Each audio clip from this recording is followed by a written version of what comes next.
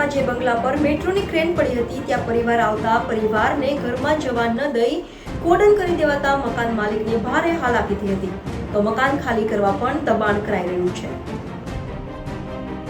સુરતમાં મેટ્રોની કામગીરી દરમિયાન બેદરકારીના વારંવાર કિસ્સાઓ સામે આવે છે, ત્યારે નાના વરાછા યમુનાનગરના AB13 નંબરના મકાન પર ક્રેન પડી હતી।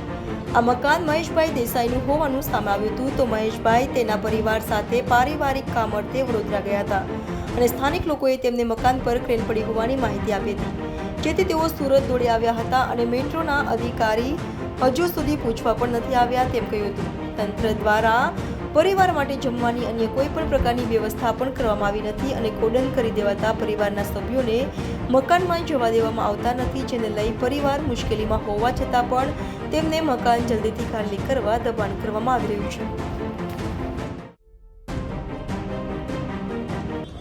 મહેશભાઈ, શું ઘટના બની હતી અને શું માંગ છે તમારી?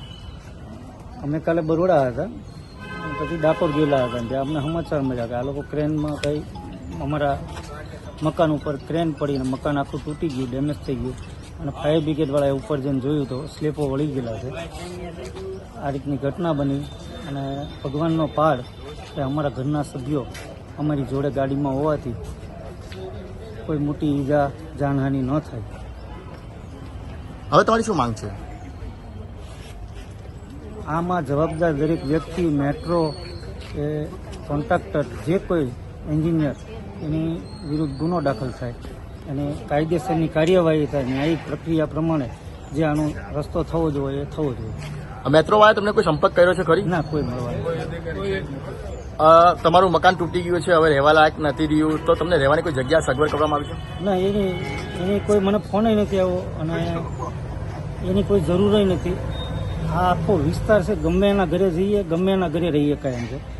મેન વસ્તુ એ છે કે તમારું પોતાનું ઘર હોય, તમે સવારે તાળું મારીને જાઓ, સાંજે આવો તો ઘર બાર વગરના થઈ જાઓ, તમારા પહેરવાના કપડાં ન હોય તમારી પાસે, આવી હાલત થઈ એમ। પણ આપણે કોઈની એવી સહાય નથી હોતી, આપણે જે કાયદેસર કરવું પડે એ ગુનો દાખલ કરીને કાર્યવાહી કરવા।